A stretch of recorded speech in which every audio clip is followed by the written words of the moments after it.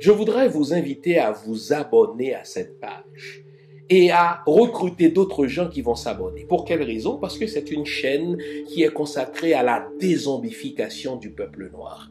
Vous savez, en ma qualité de théologien, d'historien et d'expert en management public, je décide de mettre toute mon énergie et toute l'équipe qui travaille avec moi décide aussi de mettre toute son énergie à la dézombification du peuple noir. L'émission s'appelle Lumière sur le monde. Eh bien, cette lumière, ce n'est pas moi. Cette lumière, c'est le travail que nous faisons ensemble. Lorsque tout à coup, on réalise qu'on nous a roulé dans la farine, on réalise qu'on nous a trompés pendant, n'est-ce pas, des siècles, et que tout à coup, nous prenons conscience de nos ressources, nous prenons conscience de notre identité, et ayant pris conscience de tout cela, nous prenons la décision de partager ce que nous sommes, ce que nous comprenons avec les autres. Donc, nous avons besoin d'avoir une masse critique d'hommes et de femmes noirs réveillés qui vont changer, n'est-ce pas, leur pays respectif pour la gloire de nos ancêtres. Nos ancêtres méritent cela. Ils se sont sacrifiés pour nous et c'est à nous aujourd'hui de prendre le relais. Comment on le fait? On le fait en se dézombifiant et en dézombifiant les autres. Je vous invite donc à liker ce qui se fait sur cette chaîne, à le sharer, à le partager avec les autres, à vous abonner et si vous l'avez fait déjà, à recruter d'autres qui vont s'abonner. On est ensemble, on garde le moral car tant que va le moral, tout va.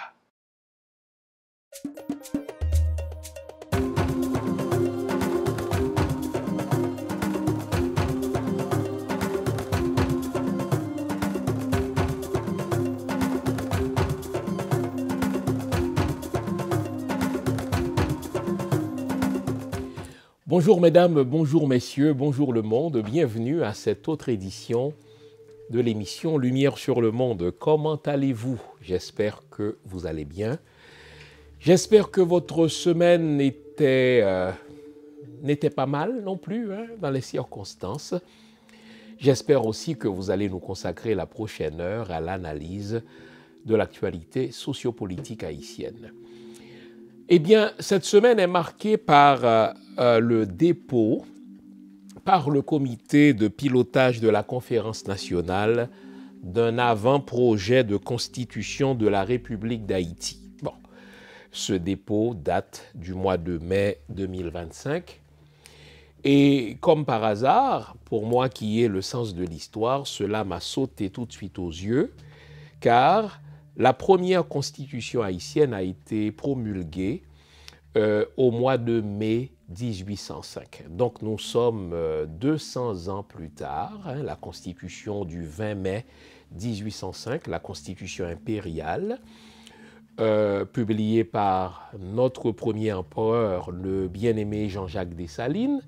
Eh bien, celle-là fut publiée en mai 1805. Or, voilà que 200 ans plus tard, mai 2025, eh bien, le comité de pilotage de la conférence nationale a remis, donc a déposé auprès du Conseil présidentiel de transition un avant-projet de constitution de la République d'Haïti. Alors, cela va sans dire, une étude comparative s'impose entre la constitution impériale et l'avant-projet de constitution de la République d'Haïti. Donc, constitution impériale de mai 1805, avant-projet de constitution de la République d'Haïti de mai 2025. Et tout de suite, vous réaliserez que nous avons reculé. Nous avons reculé en termes d'affirmation de soi. Nous avons reculé en termes de courage, nous avons reculé en termes de vision, nous avons reculé en termes de rêve. Évidemment, le temps sera court pour présenter une étude détaillée, une étude comparative détaillée entre la Constitution de 1805 et l'avant-projet de Constitution de mai 2025. Évidemment, nous allons y aller, si vous voulez, à vol d'oiseau. Nous allons sélectionner un certain nombre d'articles qui me paraissent importants, qui me paraissent pertinents. qu'il nous faut à la fois présenter, étudier et dénoncer. Et finalement, à la fin de l'émission, il faudra faire de cet avant-projet ce pourquoi il a été écrit, c'est-à-dire le balancer à la poubelle. Car c'est une œuvre qui a été improvisée, c'est un travail d'amateur et surtout, c'est un travail qui reprend les vieilles exclusions qui ont fait d'Haïti ce pays tellement divisé, ce pays tellement étriqué.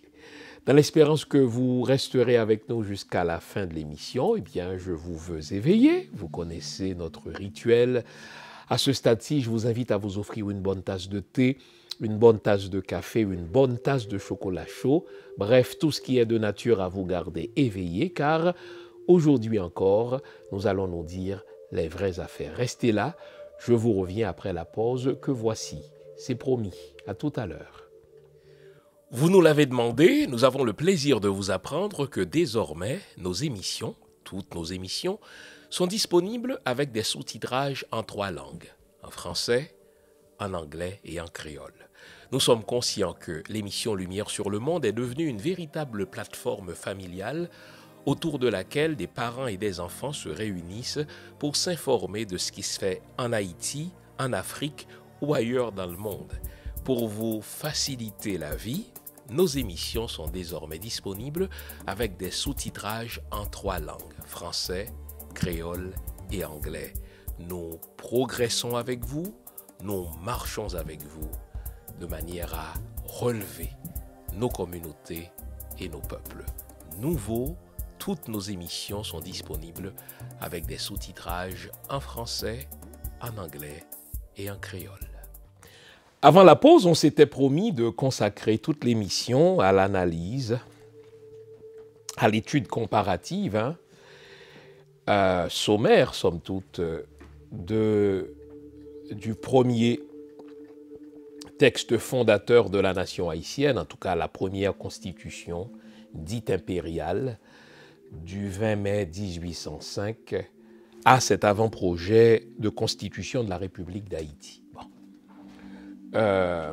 Nous sommes quand même 220 ans plus tard, puisque l'occasion se présente, il nous faudra nous poser la question, à savoir est-ce que nous avons reculé en termes de vision, est-ce que nous avons reculé en termes d'affirmation de soi, est-ce que nous avons reculé en termes de courage, en termes de reconnaissance des droits de citoyens, ou avons-nous progressé? Vous notez que j'ai répété le verbe reculer, c'est à dessein parce que quand on compare le texte, le tout premier texte constitutionnel d'Haïti, celui de l'empereur Jean-Jacques Dessalines, à cet avant-projet de constitution qui vient 220 ans plus tard, eh bien, malgré les difficultés géopolitiques, malgré les grandes menaces auxquelles la jeune nation fut exposée, eh bien, on a senti dans la constitution impériale une affirmation de soi. L'esclavage sera tout jamais aboli sur cette terre, alors que partout autour d'Haïti, l'esclavage avait cours. On a senti une affirmation de la souveraineté nationale.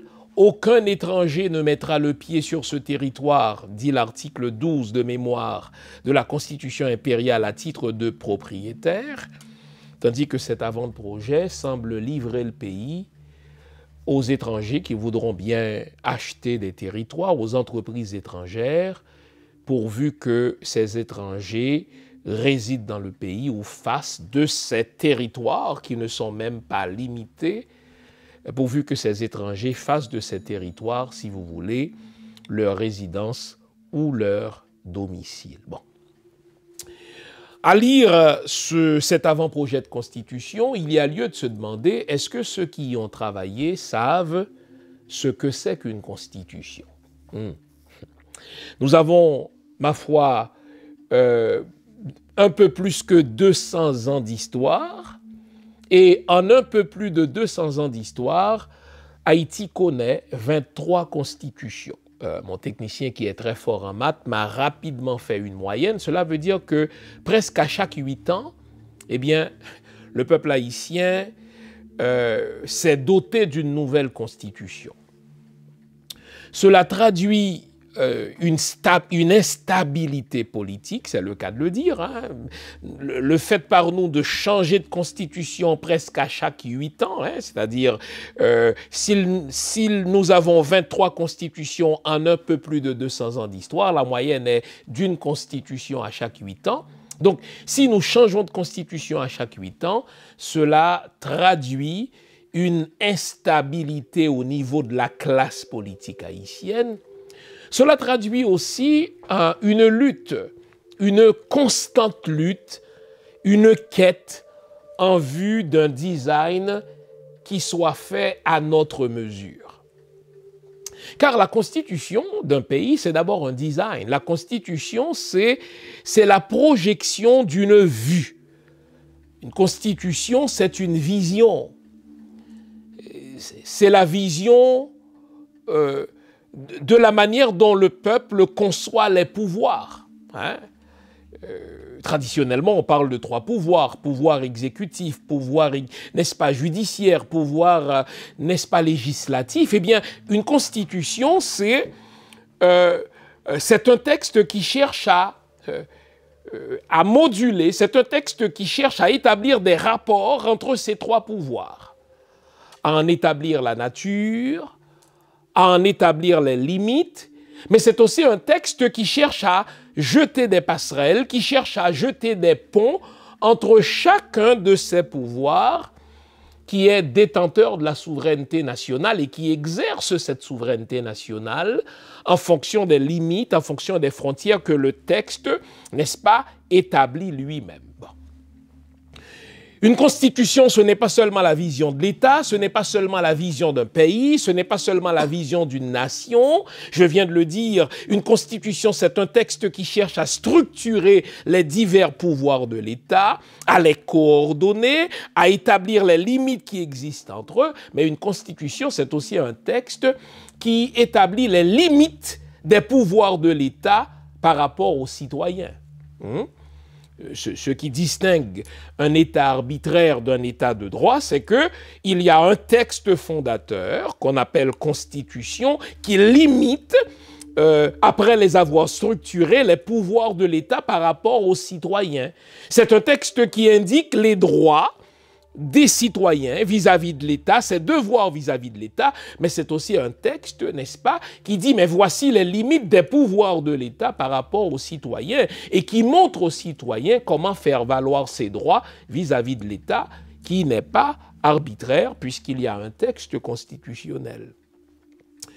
Une constitution, c'est aussi un texte qui projette une vision sur le mode de vie de la population. Voici ce qu'on veut, voici ce qu'on souhaite, voici le rêve qu'on nourrit en tant que nation, voici ce qu'on veut projeter, qu'on veut réaliser à moyen, à court et à long terme. Et tout ceci est présenté de manière telle que s'il faut réformer, s'il faut changer ce texte, eh bien, la difficulté est si grande qu'il est alors plus facile de changer une loi, qu'il est alors plus facile de changer un décret que de changer la Constitution elle-même.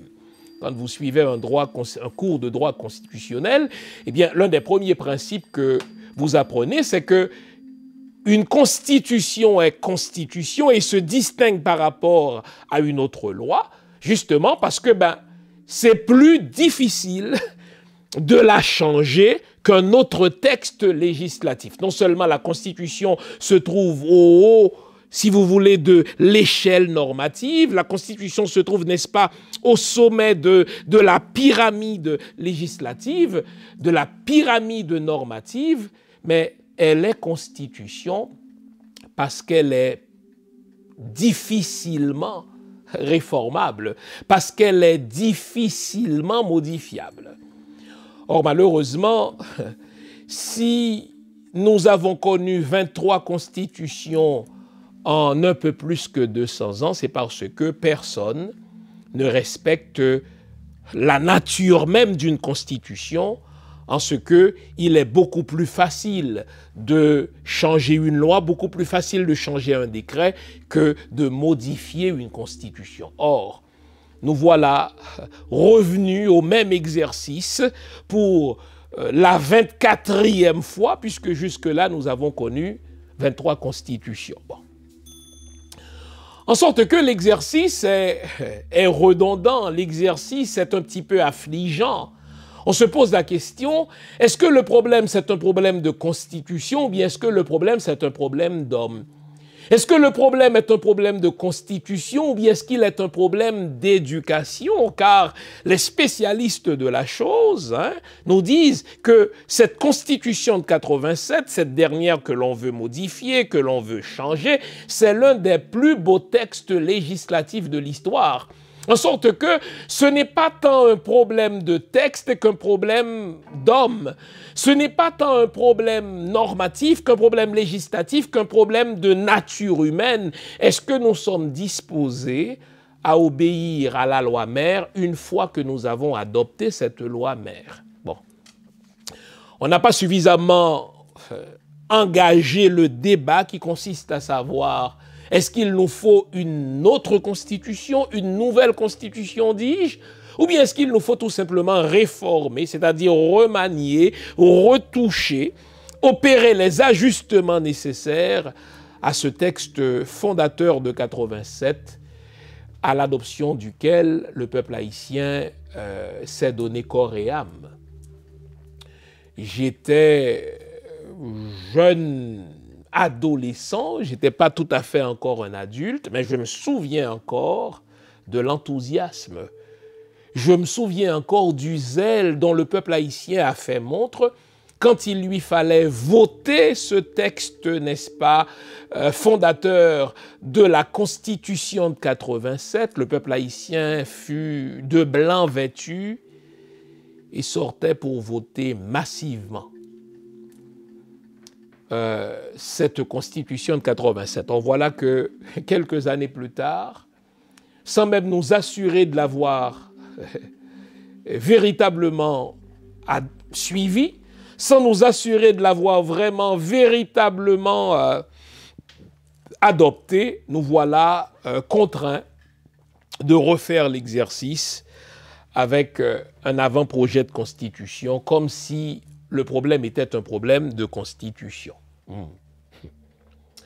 ne suis pas en train de dire que le texte de 87 est parfait. Moi-même, j'ai quelques réserves, j'ai quelques questions, j'ai quelques questionnements.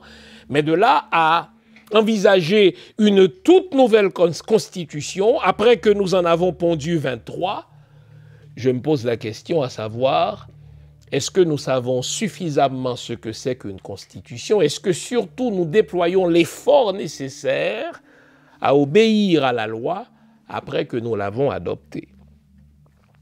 La question se pose d'autant plus que de René Préval à nos jours, c'est pas moins de 4 exercices de ce genre auxquels nous avons assisté. D'abord, René Préval a proposé une réforme de la Constitution, sauf que la réforme qu'il avait soumise au vote des deux chambres ne semble pas être le texte qui a été effectivement publié dans le Moniteur. S'il faut en croire les propos publics de l'un des membres du Sénat ou de la Chambre des députés, Steven Benoît, qui faisait partie de cette commission qui travaillait sur la réforme de la Constitution, eh bien, Steven Benoît a déclaré sur des ondes publiques, plusieurs fois plutôt qu'une, que le texte qui a été publié dans le Moniteur n'est pas celui qui a été adopté par les deux chambres. En sorte que, selon Steven Benoît, le président du Sénat d'alors, Josler Meuprivert, aurait retouché le texte réformé que les deux chambres ont voté avant de l'envoyer au Palais national qu'il a publié dans le Moniteur. En sorte que on n'est même pas sûr que la Constitution réformée de 1987 est le texte qui a été voté par les deux chambres. Donc nous sommes déjà bien ancrés dans un jeu de coquins. Nous sommes déjà bien ancrés dans un jeu de dupes, en sorte que le texte qui est voté par la Chambre basse n'est peut-être pas celui qui est voté par la Chambre haute, le Sénat, et le texte qui est adopté par les deux chambres n'est peut-être même pas celui qui a été envoyé au Palais national, lequel a été publié dans le journal officiel de l'État haïtien, c'est-à-dire le Moniteur. Bon. Puisque les propos de Steven Benoît n'ont jamais été démentis par ceux-là même qui ont travaillé dans cette commission, qui a travaillé sur la réforme de la Constitution, il y a lieu de considérer ce qu'il dit comme vrai jusqu'à ce que quelqu'un d'autre prouve le contraire. Bon. Sauf que depuis René Préval, on a vu une commission présidentielle de Jovenel Moïse travailler sur une nouvelle constitution. Le président Jovenel ayant été assassiné, on a vu son successeur, Ariel Henry, nommer une autre commission pour travailler sur un autre texte constitutionnel. Vous en comptez déjà deux. Après Ariel Henry, eh bien, le CPT nomme un autre comité, une autre commission qui doit travailler sur un autre texte, un avant-projet constitutionnel. Qu'est-ce que ça vous révèle? Cela vous révèle une absence totale de ce qu'on appelle la continuité de l'État. Nouveau, bonne nouvelle, toutes les émissions Lumière sur le Monde se trouvent désormais en mode podcast. Cela veut dire que vous pouvez continuer à vaquer à vos occupations tandis que vous nous écoutez. Où que vous soyez, dans votre voiture, à l'épicerie, au travail, en faisant vos courses ou à la maison. Toutes les émissions Lumière sur le Monde en français et en créole sont en mode podcast. Vous les trouverez sur Apple Podcast, Spotify, Podcast Index, Google Podcast, Amazon Music, Stitcher et les autres. Nous sommes partout en mode podcast. Il n'en tient qu'à vous. Nouveau, bonne nouvelle, Lumière sur le Monde est en podcast.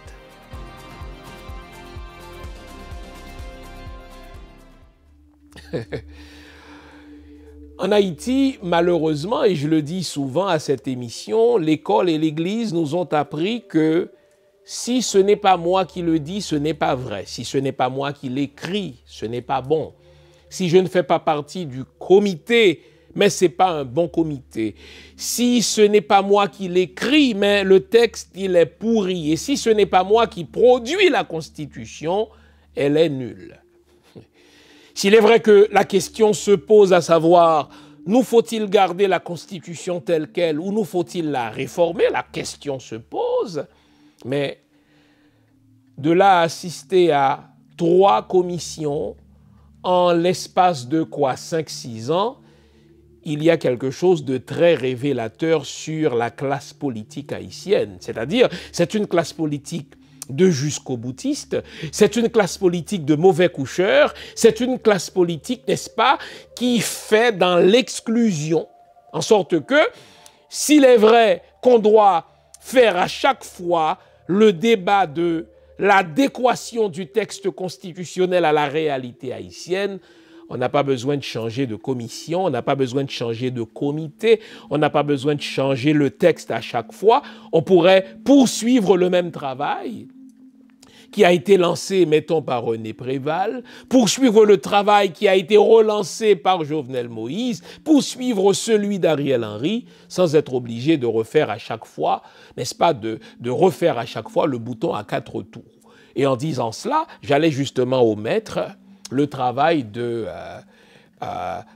ce député de Pétionville qui avait, Thierry Tardieu pour ne pas le nommer, qui avait mis sur pied une commission de réforme constitutionnelle et qu'il avait déposée, je crois, auprès des autorités de l'État. Donc, en 5 ou 6 ans, nous voilà avec 4 commissions, 4 comités, commission présidentielle, commission de réforme, n'est-ce pas, constitutionnelle, comité de pilotage, et à chaque fois, on nous pond, on nous produit un nouveau texte comme s'il fallait refaire à chaque fois, n'est-ce pas, le bouton à 4 trous. Bon.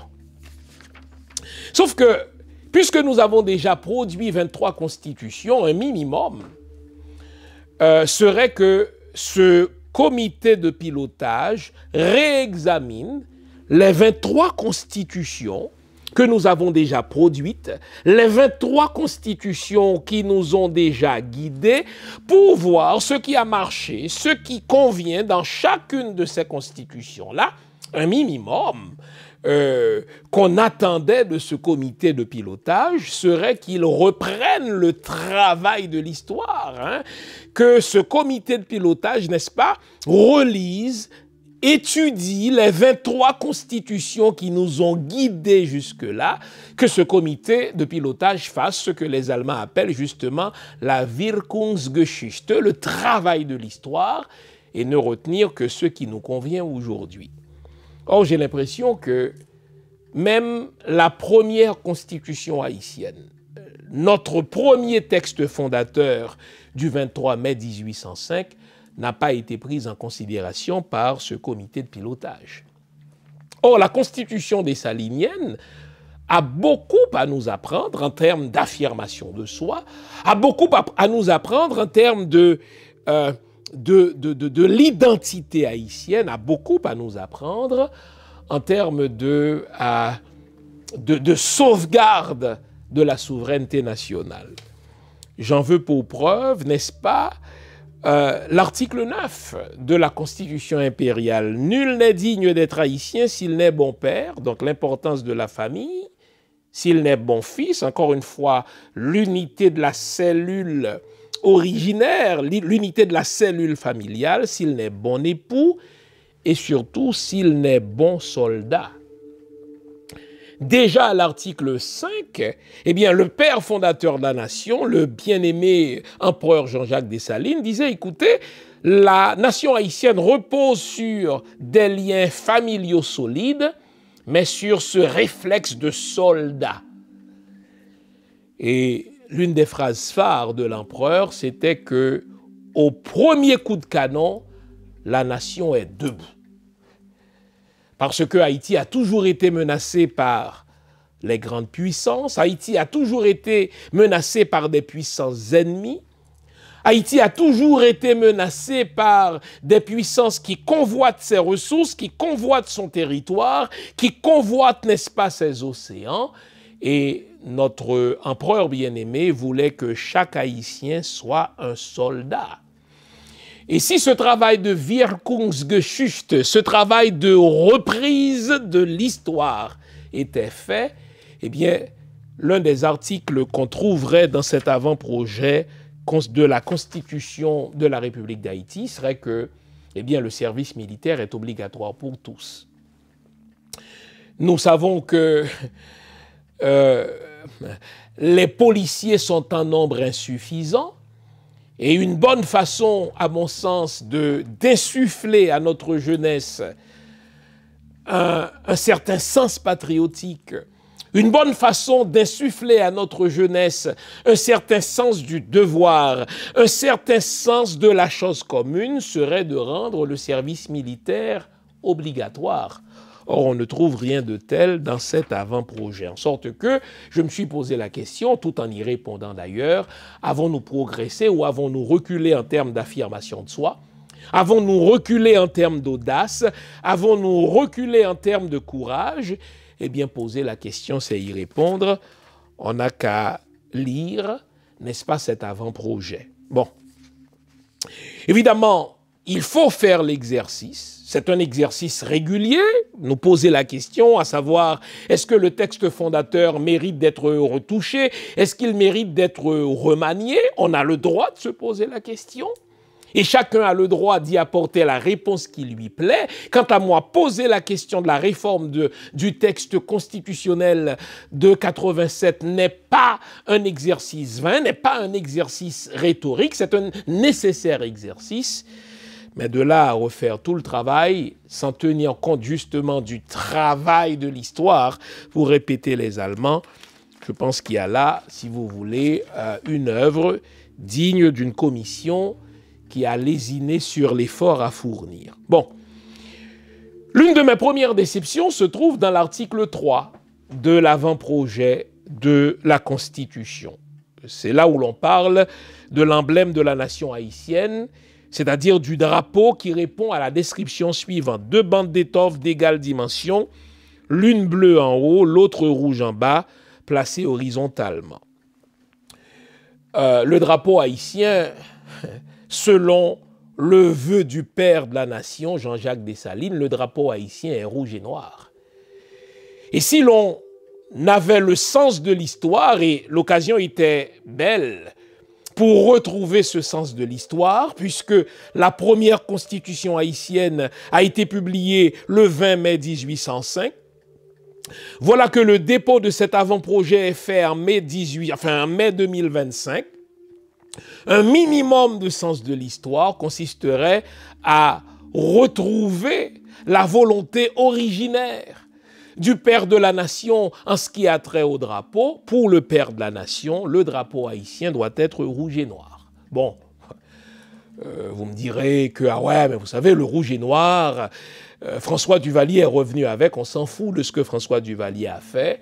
François Duvalier, en ceci, a fait une bonne œuvre. Je parle, n'est-ce pas, des couleurs originales de la nation haïtienne, de l'égrégore original de la nation haïtienne. Eh bien, le drapeau haïtien doit être réaffirmé comme étant noir et rouge. C'est ce que voulait le père de la nation. Et si jamais nous devons aboutir à une réforme du texte constitutionnel de 87, il faudra revenir au drapeau rouge et noir, il faudra revenir au drapeau impérial de Jean-Jacques Dessalines le Grand. En ceci, il n'y a pas d'originalité, en ceci, il n'y a pas d'effort pour reprendre le travail de l'histoire. En ceci, il n'y a pas d'effort pour, si vous voulez, rejoindre les diverses générations, n'est-ce pas, le travail de la première génération, de la génération fondatrice de la nation haïtienne, et le travail de cette dernière génération, la génération de 2025. Voilà pourquoi j'ai dit, malgré le fait que nous en sommes à notre 23e constitution, ceux qui ont travaillé sur ce comité de pilotage n'ont pas fait l'effort de reprendre le travail de l'histoire. Ils ne se sont pas soumis à la Wirkungsgeschichte. Vous vous demandez où trouver mes livres. Simple, sur mon site, prioritairement. www.jeanfils-aimé.com. Vous avez accès à tout ce que j'ai écrit. Où que vous vous trouviez dans le monde, nous livrons partout où c'est possible. Vous pouvez aussi avoir accès à mes livres par Amazon.ca. C'est un excellent cadeau à se faire ou à faire aux autres. Servez-vous-en. Ma première déception se situe au niveau de l'article 2. Je vous le lis. Les couleurs nationales sont le bleu et le rouge. Je pense que ce comité de pilotage aurait pu se soumettre à cette fameuse Wirkungsgeschichte, ce fameux travail de l'histoire, et revenir aux couleurs originaires d'Haïti, revenir au drapeau fondateur d'Haïti. Nous n'avons pas à refaire à chaque fois, à réinventer à chaque fois la roue. Nous n'avons pas à réinventer le bouton à 4 trous, comme on dit. Eh bien, le père fondateur de la nation avait nommé un comité, on ne nous le dit pas souvent. Le père fondateur de la nation avait nommé une commission qui a travaillé pendant plusieurs mois sur le choix des couleurs, sur le choix de l'égrégore fondateur de la nation haïtienne. Et cette commission a recommandé au père fondateur, l'empereur bien-aimé Jean-Jacques Dessalines, les couleurs du noir et rouge, les couleurs du noir et du rouge. Donc, le drapeau fondateur de la nation haïtienne, c'est le noir et le rouge. Ce comité de pilotage aurait dû tout simplement revenir à l'égrégore fondateur de la nation, à savoir le noir et le rouge. C'est ça notre drapeau. Et vous notez que même après l'assassinat de l'empereur, un roi Henri-Christophe, qui a voulu montrer sa fidélité, qui a voulu démontrer sa loyauté à l'empereur, est revenu justement à l'affirmation de notre égrégore, à l'affirmation de notre identité mystique, le noir et le rouge. Donc, est-ce par trahison, est-ce par manque de courage que ce comité de pilotage ne propose pas qu'on revienne aux couleurs fondatrices de la nation haïtienne, c'est-à-dire le noir et le rouge? Je ne saurais vous le dire. En tout cas, ma première déception se situe là. J'aurais pu aussi parler de l'article 1er. Dans l'article 1er, le comité de pilotage nous dit qu'Haïti est une république indivisible, souveraine, indépendante, libre, démocratique et solidaire. Il ne serait peut-être pas superflu de réaffirmer, si vous voulez, l'étendue du territoire haïtien. Réaffirmer que l'île de la Tortue, réaffirmer que telle autre zone fait partie intégrante du territoire haïtien, cela est d'autant plus nécessaire que nous n'ignorons pas la volonté, entre autres, des Nations Unies, enfin des États-Unis, de grignoter sur ces 27 000 km². Donc ce serait une bonne chose que le comité de pilotage réaffirme que le territoire haïtien s'étend sur 27 000 km². En tout cas, ma première grande déception se situe au niveau de l'égrégore national, au niveau de l'emblème national, le drapeau, qui n'est pas le bleu et le rouge, mais plutôt le noir et le rouge, selon le vœu du père fondateur de la nation haïtienne.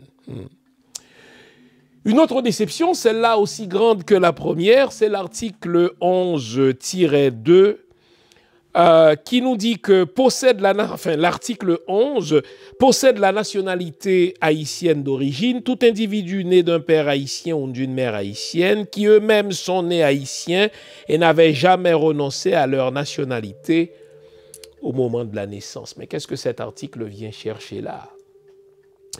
Et vous savez tout le débat autour de cette fameuse renonciation à la nationalité haïtienne.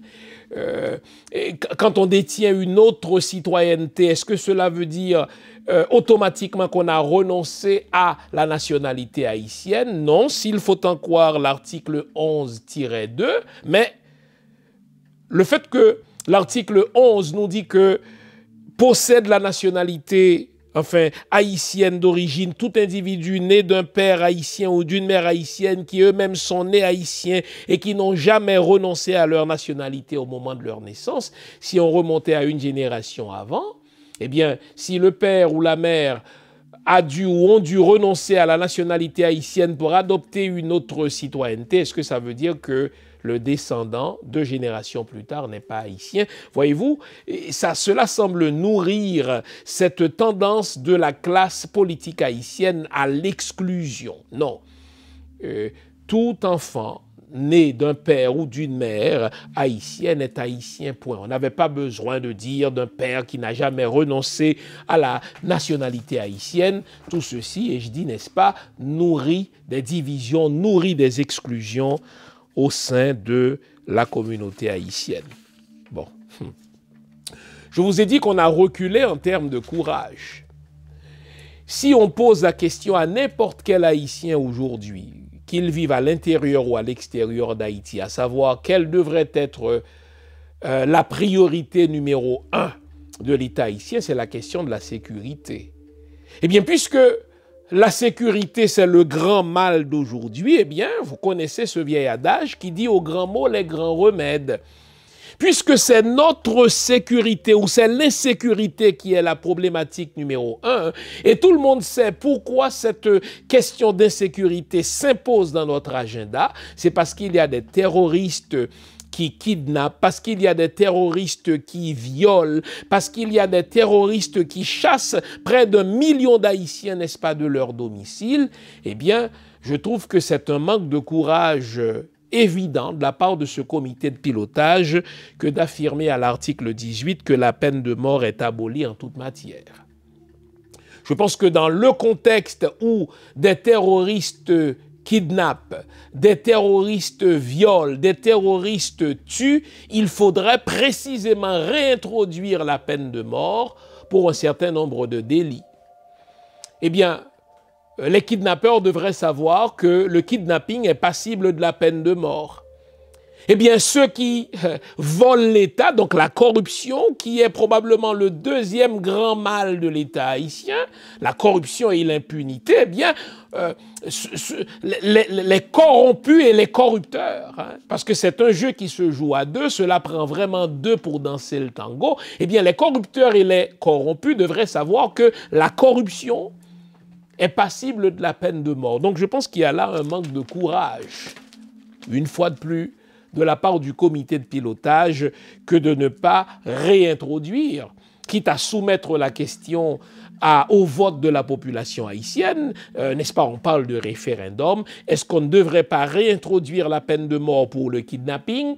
Est-ce qu'on ne devrait pas réintroduire la peine de mort pour la corruption? Est-ce qu'on ne devrait pas réintroduire la peine de mort pour le viol? Moi, ma réflexion est faite là-dessus, je pense que oui, aux grands mots, les grands remèdes. Notre empereur bien-aimé, Jean-Jacques Dessalines, ainsi que notre roi du Nord, le roi Christophe Henri, prenait plaisir à dire « Pour chaque grand problème, il y a une solution efficace ».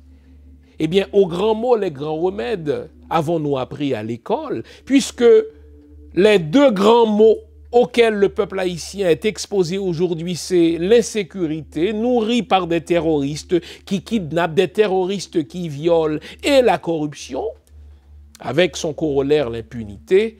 Eh bien, je pense que le comité de pilotage aurait pu soumettre à l'appréciation de la population haïtienne la question de la peine de mort. La peine de mort devrait être réintroduite pour le kidnapping, pour le viol et pour la corruption.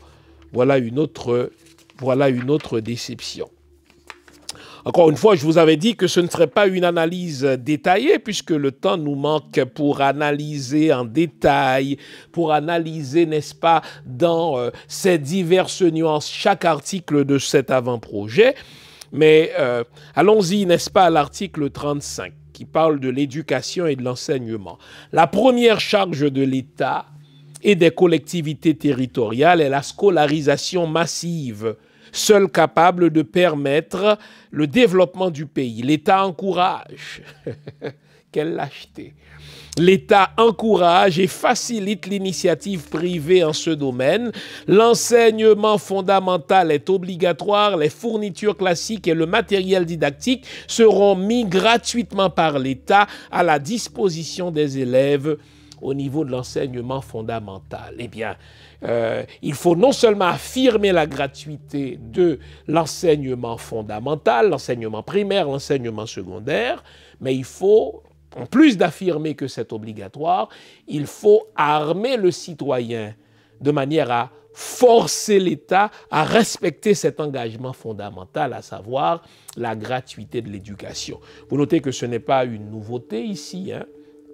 La Constitution de 87 a affirmé la gratuité de l'enseignement, ma foi, primaire et secondaire de mémoire. Mais depuis le temps où on l'affirme depuis 87, est-ce que l'État a levé le petit doigt pour rendre effectivement l'éducation gratuite pour les enfants du primaire et du secondaire? Pas du tout.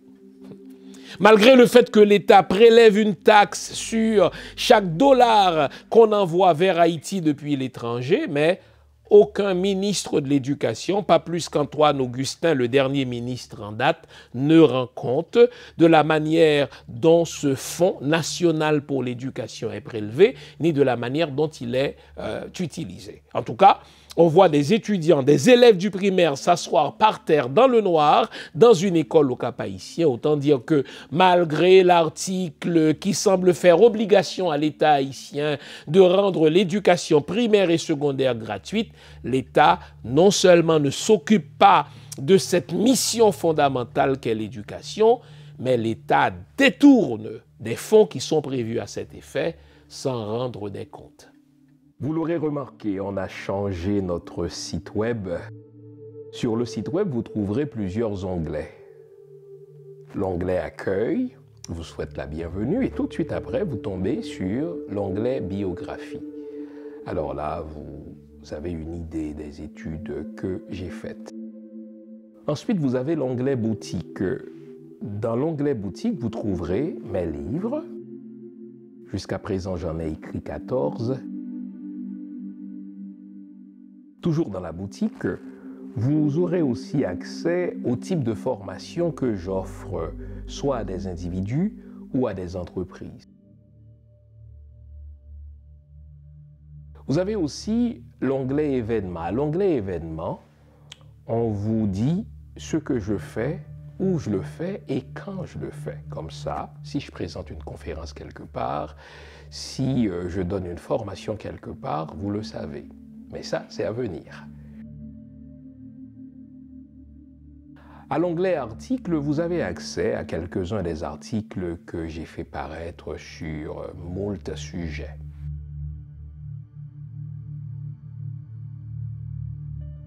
Vous trouverez aussi mes audios. Au fait, les audios, ce sont les anciennes émissions que j'ai présentées à la radio CPAM et que vous avez appréciées. Ce sont des émissions que j'ai présentées sur toutes sortes de sujets allant de la spiritualité à la mystique, de la mystique à la religion, en particulier la religion chrétienne, le judaïsme et un petit peu d'islam aussi. Donc vous trouverez de tout cela. Et enfin, à l'onglet émissions, vous avez accès aux diverses chroniques ou aux divers liens par lesquels je présente des chroniques, que ce soit à la radio, à la télé ou sur les médias sociaux. Enfin, vous avez l'onglet Contact qui vous permet de me contacter soit par email ou par les médias sociaux. Le nouveau site de Jean Fils-Aimé, c'est le vôtre. Servez-vous-en.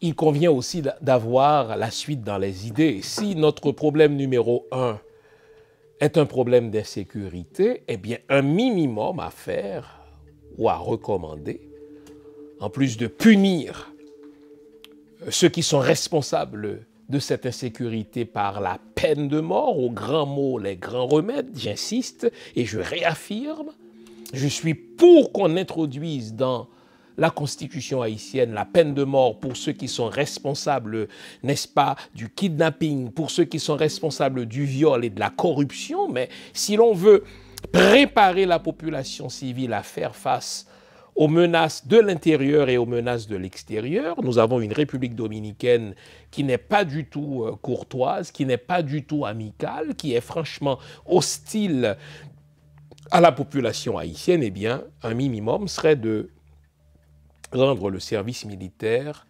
obligatoire pour les 16-25 ans.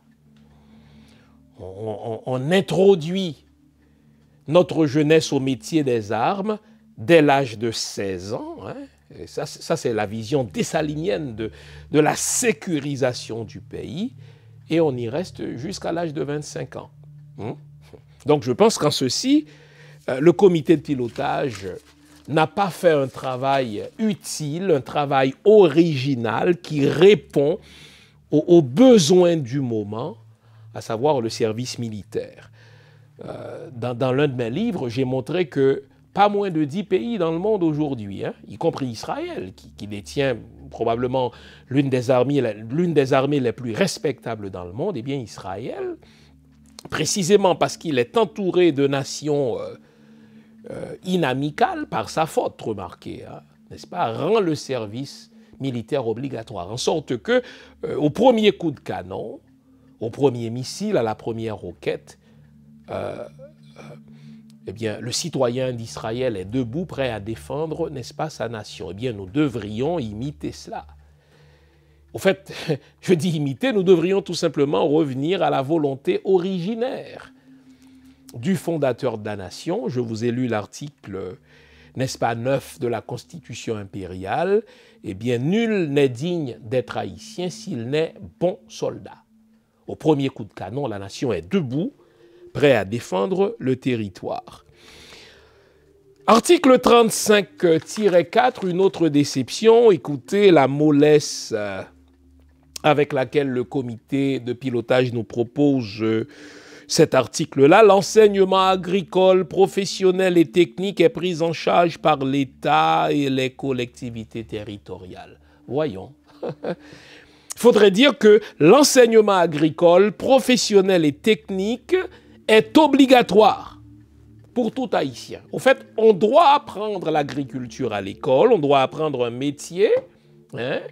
La Constitution impériale réaffirme la nécessité d'avoir un métier, d'avoir, n'est-ce pas, une profession. Eh bien, l'article 35-4 de ce comité de pilotage devrait affirmer avec plus de force la nécessité pour chaque Haïtien scolarisé, la nécessité pour chaque Haïtien instruit sur les bancs de l'école haïtienne, la nécessité pour lui d'apprendre l'agriculture, d'apprendre un métier, d'apprendre une technique. Et ce métier-là doit être payé, entièrement financé par l'État. Qu'est-ce que c'est que prise en charge? On a l'impression que le comité de pilotage cherche à protéger l'État, l'État voleur, l'État rapace, l'État plantationnaire d'Haïti. Bon.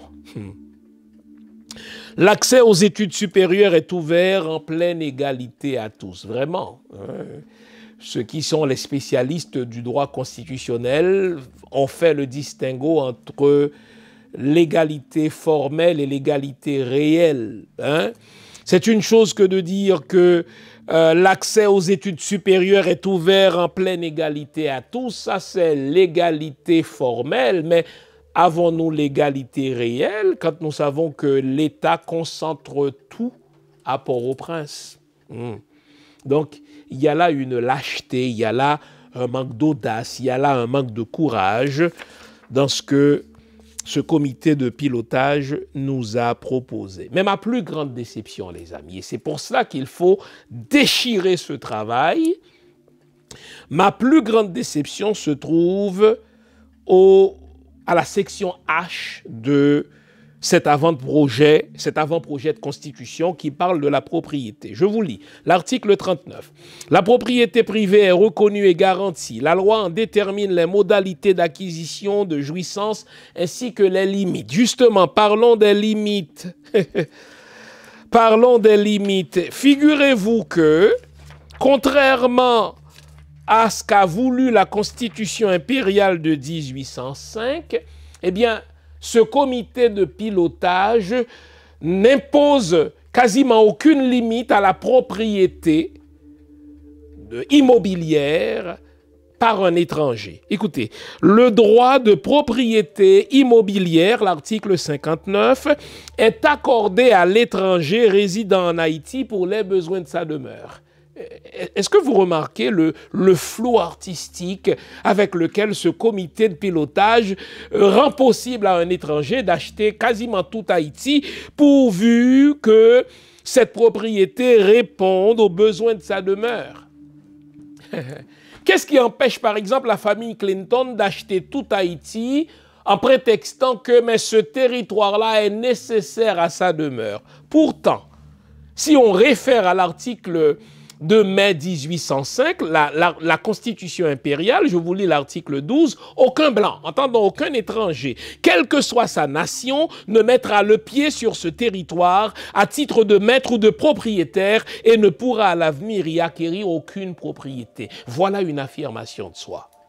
Ah, je vous entends. Vous dites, ah, monsieur Fils-Aimé, la Constitution impériale est quand même rédigée au 19e siècle. Nous sommes au 21e siècle. On ne peut aujourd'hui interdire à un étranger d'acquérir une propriété en Haïti. Est-ce que vous savez ce que vous dites?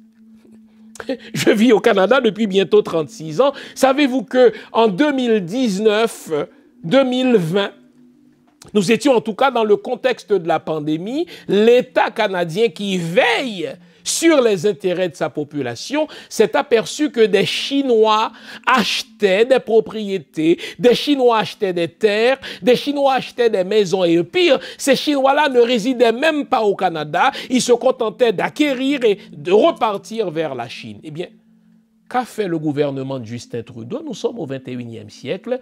Il interdit désormais à un étranger qui ne détient pas de résidence permanente au Canada, je dis bien de résidence permanente, d'acquérir quelque propriété que ce soit au Canada. Si une telle décision avait été prise par un pays africain, on crierait au racisme. Mais voilà un État de droit, le Canada est quand même un État de droit, qui s'aperçoit que les maisons, les terres sont achetées, n'est-ce pas, par des étrangers qui n'ont aucun autre intérêt au Canada, sinon que de faire augmenter le prix des maisons. Eh bien, désormais, le gouvernement canadien interdit à un étranger qui ne détient aucune résidence, qui ne détient pas de résidence permanente au sens du droit de l'immigration au Canada, de posséder une propriété quelconque.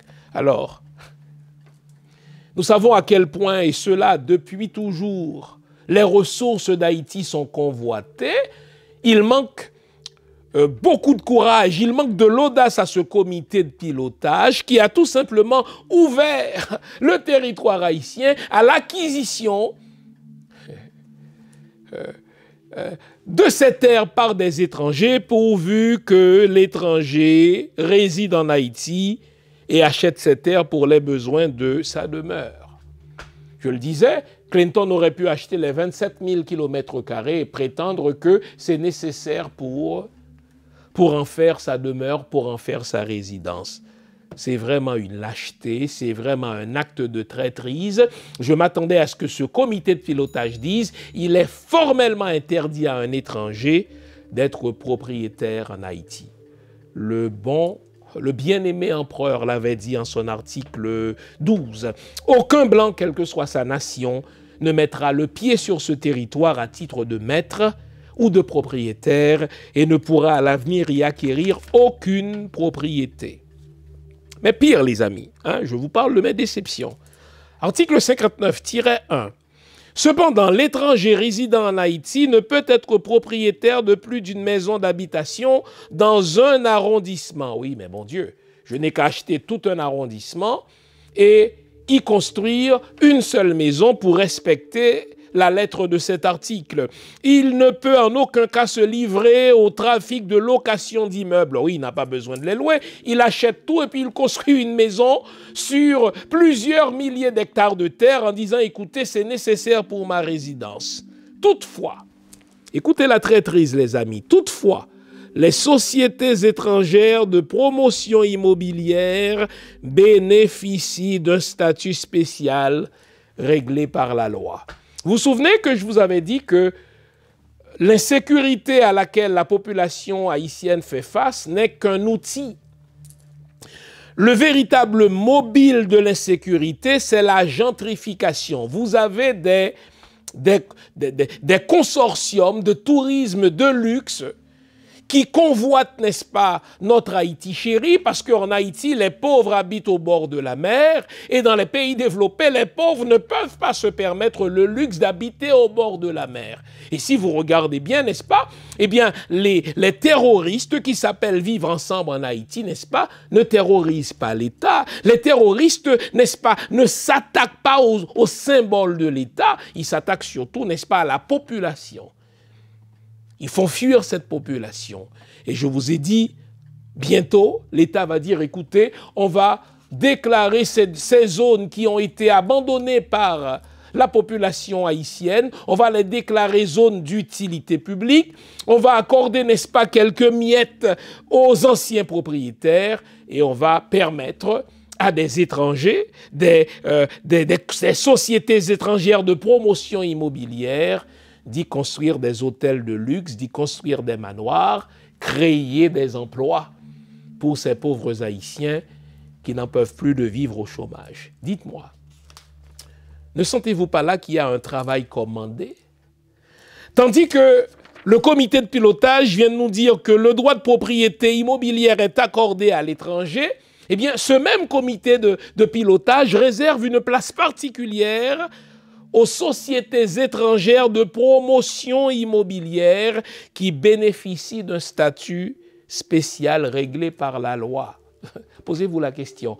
Pourquoi dans une constitution qui est un texte fondateur, une constitution c'est un texte qui structure et gère les rapports de l'État avec le citoyen et qui structure les rapports entre les divers pouvoirs. Ne trouvez-vous pas cela étrange que le comité de pilotage introduise, que le comité de pilotage justement propose un article qui réserve une place particulière aux sociétés étrangères de promotion immobilière qui, elles, ces sociétés-là, bénéficient d'un statut spécial réglé par la loi.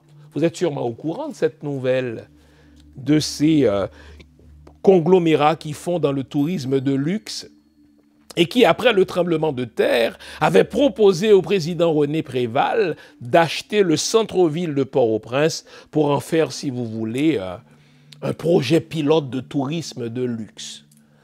Apparemment, Jean-Max Bellerive et René Préval avaient mordu à l'hameçon, mais après y avoir mordu, René Préval n'a pas publié le texte dans le Moniteur. Et depuis ce temps-là, ces consortiums internationaux qui font dans la promotion immobilière ne pardonnent pas à la population haïtienne de vivre au bord de la mer. Ces consortiums financent le terrorisme en Haïti pour faire fuir la population haïtienne, de telle sorte que quelque temps plus tard, l'État haïtien puisse revenir pour déclarer ces zones d'utilité publique et vendre ces terres à ces sociétés étrangères de promotion immobilière qui vont créer des hôtels de luxe afin de faire la promotion du tourisme de luxe en Haïti. Nous devons être vigilants. Ce texte semble être un texte commandé par des mains étrangères. Quand on est initié, ce qui est convoqué, c'est à la fois l'aspect symbolique, mais aussi l'invisible. Donc c'est difficile pour moi de vous raconter. Par contre, ce que je peux dire, c'est que les initiations dans le vaudou, elles ont toujours un lien avec le fait de se perfectionner soi-même et de travailler avec les éléments de la nature visibles et invisibles. Quand on parle de vaudou et qu'on vous pose la question, quelle est la définition que vous donnez du vaudou? Alors, ma définition, qui est assez personnelle, elle consiste à dire que déjà, pour moi, ça n'est pas une religion. Parce que j'ai cette phrase qui me vient en tête, qui m'a beaucoup marquée, qui était de dire « Le vaudou, je n'y crois pas, mais ça existe. Croire, c'est la relation verticale entre soi et son Dieu, quel qu'il soit. C'est la religion, la croyance, la foi. Et ça existe, c'est cette relation au monde, cette relation en système, à la nature, aux ancêtres, et à l'invisible. Donc pour moi, la définition du vaudou, finalement, c'est une vision du monde intégrée. Pour vous aider à vous défaire de tous les mensonges qu'on vous a débités au sujet du vaudou, je vous propose une trilogie fondamentale. Vaudou, je me souviens, et si les lois n'étaient pas des diables, et enfin, Vaudou 101, une spiritualité moderne sans sorcellerie. Ces 3 livres sont disponibles sur mon site web www.jeanfils-aimé.com ou sur amazon.ca. Une trilogie à lire et à avoir dans sa bibliothèque personnelle ou familiale.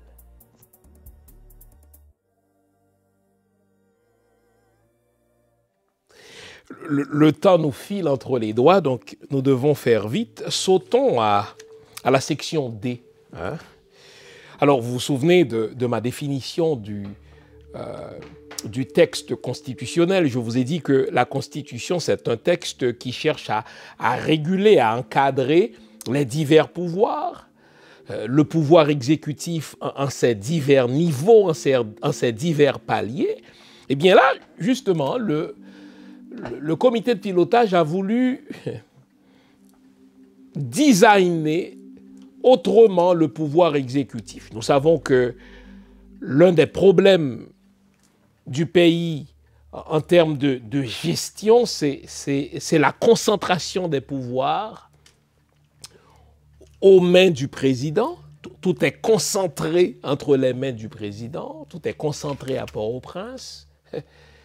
le palais national décide du déroulement du carnaval. Il faut vraiment n'avoir rien à faire pour qu'un président s'occupe du carnaval. Je vous ai dit que René Préval gérait le parc de l'automobile nationale. Il avait les clés de tous les véhicules de l'État. Et il prêtait les clés à ses amis en leur demandant de lui ramener la clé le soir venu. Donc il y a un problème de concentration des pouvoirs. Donc, souhaiter déconcentrer les pouvoirs, eh bien c'est noble en soi. Eh bien le comité de pilotage y est allé d'une idée qui circule depuis quelque temps, l'idée de diviser le pays en un certain nombre d'arrondissements qui eux-mêmes sont gérés par des gouverneurs, des espèces de caciques, sans le terme. Bon.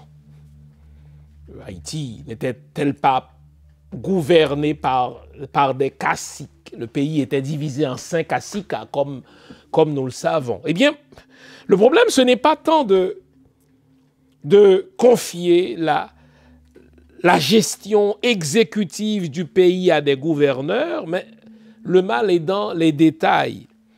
Ok, je conçois bien que les départements soient gérés par des gouverneurs.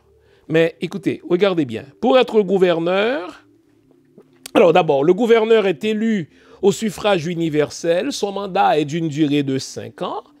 Regardez bien. Voici ma déception. Il est indéfiniment rééligible. Alors, le comité de pilotage n'avait qu'à dire que le gouverneur, il est élu à vie. Quand nous savons la tendance innée des politiciens haïtiens au pouvoir à vie, permettre à un gouverneur d'être indéfiniment rééligible, c'est de consacrer les clés du département à une famille à vie.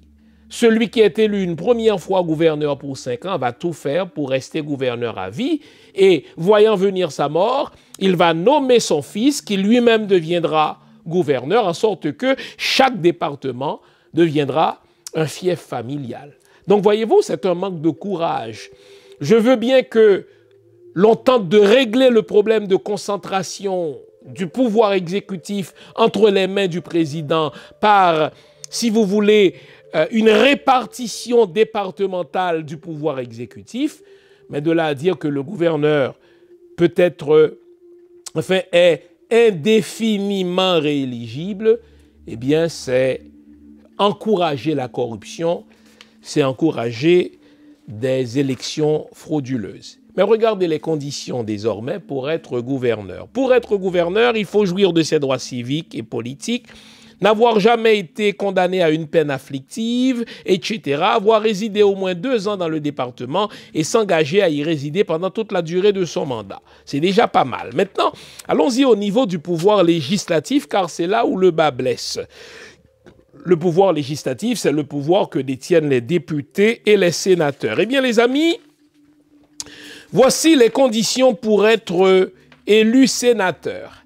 Regardez le comité de pilotage au sein duquel a pourtant siégé au moins une femme de la diaspora que je connais, c'est même une amie. Eh bien, regardez les conditions pour être élu sénateur. Il faut être haïtien d'origine, n'avoir jamais renoncé à nationalité et ne détenir aucune autre nationalité au moment de l'inscription. Autant dire, le comité de pilotage est en train de dire les Haïtiens qui vivent à l'extérieur d'Haïti et de qui Haïti dépend à toute fin pratique, n'est-ce pas? Que serait la vie en Haïti si la diaspora n'injectait dans l'économie haïtienne pas moins de quoi? On a évalué ça à quoi? À 5-10 milliards de dollars par année? Qu'est-ce que serait la vie économique haïtienne si la diaspora ne s'y était engagée? Eh bien, le comité de pilotage vient de mettre hors du jeu politique, hors du jeu du pouvoir législatif, tout membre de la diaspora, puisque pour être sénateur, il faut être haïtien d'origine, n'avoir jamais renoncé à sa nationalité et ne détenir aucune autre nationalité au moment de l'inscription. Quelle imbécilité, quelle idiotie. Je suivais avec beaucoup d'attention la réaction de la classe politique haïtienne lorsque Marjorie Michel, canadienne d'origine haïtienne, a été élue députée en remplacement du Premier ministre Justin Trudeau et a été nommée ministre de la Santé, première femme noire ministre de la Santé au Canada. Et vous savez quoi? Marjorie Michel n'a pas renoncé à son passeport haïtien, elle n'a pas renoncé à sa nationalité haïtienne, et ni la Constitution canadienne ne fait obligation à Marjorie Michel de renoncer à la nationalité haïtienne avant de devenir députée au Canada, ni de renoncer à la nationalité haïtienne avant de devenir ministre au Canada. Ça n'empêchera pas, le passeport haïtien n'empêchera pas Marjorie Michel d'accomplir un travail formidable en tant que députée, un travail formidable en tant que membre de l'exécutif, donc en tant que ministre de la Santé, non. Le Premier ministre du Canada lui-même, Mark Carney, détient une double citoyenneté. La canadienne et la britannique. Est-ce que cela l'empêche d'être Premier ministre du Canada? Est-ce que quelqu'un doute de l'intention du Premier ministre canadien de travailler aux intérêts du Canada? Pourquoi diable? Haïti qui a tellement besoin de sa diaspora, pourquoi ce comité de pilotage nourrit la division, nourrit, n'est-ce pas, la vieille bête de l'exclusion? La Constitution de 87 nourrissait l'exclusion vis-à-vis des Makoutes Paladin. Eh bien, aujourd'hui, c'est diaspora paladin. On a besoin de notre argent, on a besoin de notre cerveau, on a besoin de nos diplômes, mais on ne veut pas de nous comme gestionnaires de la chose publique, on ne veut pas de nous comme membres du pouvoir législatif, puisque ce foutu comité de pilotage a introduit le ver de l'exclusion, le ver de la division dans cet avant-projet de constitution, en disant que pour être sénateur, il ne faut détenir aucune autre nationalité au moment de l'inscription. Ce comité de pilotage, non seulement n'a pas fait le travail de l'histoire, mais n'a fait aucun travail de droit constitutionnel comparé en allant voir la Constitution canadienne. Je vous ai dit qu'un membre de ce comité de pilotage réside au Canada depuis aussi longtemps que moi, n'est-ce pas? Ce comité de pilotage n'a pas fait le travail qui consiste à aller voir ce que fait l'Italie. L'Italie qui détient une très grande diaspora en Amérique et en Europe et qui a besoin justement de sa diaspora. Mais n'introduit pas cette imbécilité dans sa constitution. C'est quoi cette affaire qui consiste à dire que vous êtes de la diaspora, vous détenez un passeport américain, vous détenez un passeport brésilien, vous détenez un passeport français ou canadien, on a besoin de votre argent, mais on n'a pas besoin de votre expertise comme sénateur de votre arrondissement. Honte à vous, comité de pilotage. Donc voyez-vous, on retrouve cette même tendance à l'exclusion dans divers articles. Regardez, pour être président de la République, la même foutue division. Résider dans le pays depuis 5 ans. Ah bon?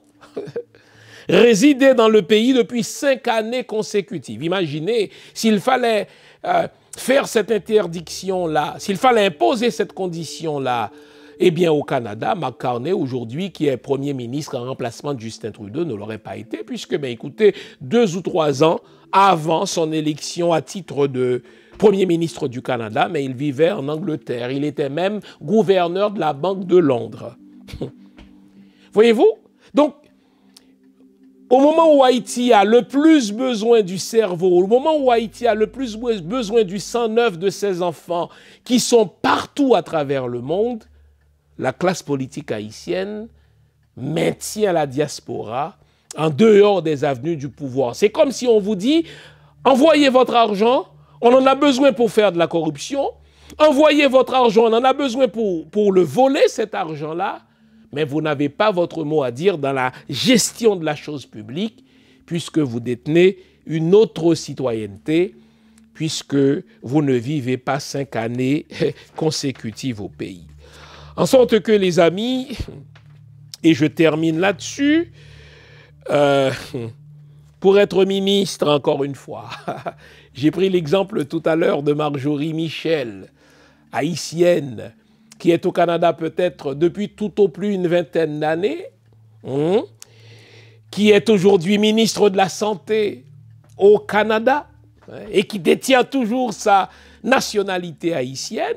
Eh bien, le Canada ne lui demande pas de renoncer à la nationalité haïtienne. Eh bien, imaginez que ce foutu projet, ce foutu avant-projet de constitution nous dit en son article 147 que pour être nommé ministre ou secrétaire d'État, il faut être haïtien et ne détenir aucune autre nationalité. Autant dire, le pays doit être dirigé par les mêmes salopards qui volent, qui sont corrompus, qui arment des terroristes. Ils nous tiennent hors des frontières d'Haïti, mais ils nous demandent toujours de leur envoyer de l'argent pas pour développer le pays, l'argent pour continuer à le détourner, pour continuer à acheter des armes qu'ils vont placer aux mains des terroristes. En sorte que, les amis, je vous avais promis de vous dire ce qu'il faut en faire de cet avant-projet de constitution. Il faut tout simplement le déchirer et le jeter à la poubelle, car c'est un travail qui ne vaut même pas la peine d'être considéré. Le comité de pilotage a fait un travail d'amateur. Le comité de pilotage ne s'est même pas donné la peine de relire les 23 constitutions que nous avons déjà connues pour en retenir ce qui est bien, ce qui est bon et ce qui est encore adéquat. Ils nous ont pondu quelque chose d'improvisé qui est motivé par la mesquinerie, qui est motivé par l'exclusion, en sorte que tout bon haïtien devrait mettre une croix sur ce foutu travail et demander aux membres du comité de pilotage de rendre à l'État haïtien l'argent que l'État haïtien lui a donné pour produire un travail de merde. J'espère que vous nous avez suivis jusqu'à cette présente minute. Restons vigilants, car c'est un travail commandé. Vous notez que cet avant-projet de constitution a fait ce qu'aucun autre texte constitutionnel n'a fait jusque-là, livrer le pays aux mains des étrangers, permettre aux sociétés étrangères qui font de la promotion immobilière d'acheter autant de propriétés qu'elles veulent, permettre aux étrangers d'acheter autant de propriétés qu'ils veulent, pourvu qu'ils déclarent que ces propriétés sont achetées à des fins résidentielles. Foutaise que tout cela, nous devons foutre ce travail à la poubelle. Merci les amis de nous avoir suivis jusqu'à la présente minute. Gardons le moral, car tant que va le moral, tout va. Restons vigilants. Vive le peuple haïtien, vive Haïti. Au revoir, bonne semaine.